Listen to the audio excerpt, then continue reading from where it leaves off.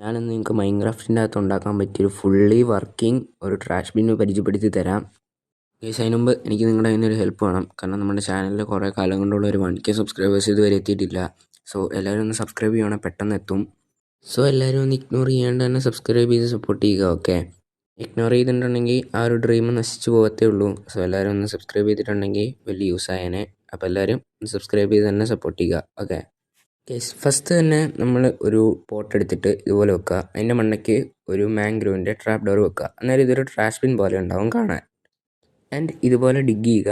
And നേരെ അടിയിലോട്ട് വന്നിട്ട് ഈ പോട്ടിൻ്റെ അടിയിലേക്ക് നിങ്ങൾക്ക് ഫേസ് ചെയ്ത് നിൽക്കുന്ന പോലെ ഒരു ഹോപ്പർ വെക്കുക. പിന്നെ ഇവിടെ ഒരു ഡിസ്പെൻസർ വെച്ച് കൊടുക്കുക. പിന്നെ ഇതിൻ്റെ ബാക്കിലായിട്ട് ഒരു കമ്പാരറ്ററും പിന്നെ അവിടെയായിട്ട് ഒരു റിപ്പീറ്ററും വെച്ച് കൊടുക്കുക. ആൻഡ് ഇതിൻ്റെ ചുറ്റും നേരെ കണക്ട് ചെയ്ത് ഡിസ്പെൻസറിലേക്ക് കണക്റ്റ് ആവുന്ന രീതിയിൽ റെഡ് സ്റ്റോൺ വെച്ച് കൊടുക്കുക.